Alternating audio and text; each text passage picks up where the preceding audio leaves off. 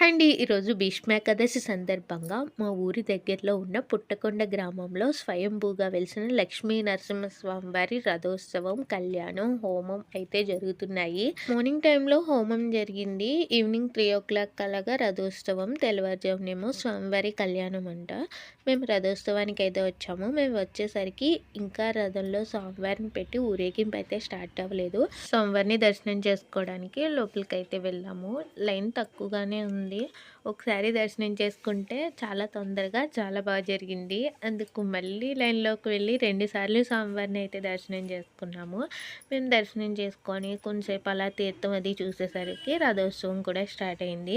స్వామివారిని రథంలో పెట్టి పూజ అది చేసి ఆ తర్వాత రథాన్ని భక్తులు తాడుతో అయితే లాగారు. అలా లాగేటప్పుడు అందరూ కూడా అరటిపళ్ళు విసిరారు. అలా ఎందుకు చేశారన్నది నాకైతే అర్థం కాలేదు. మీకెవరికైనా తెలుసా? కామెంట్ చేయండి ప్లీజ్. వీడియోని లైక్ చేయండి.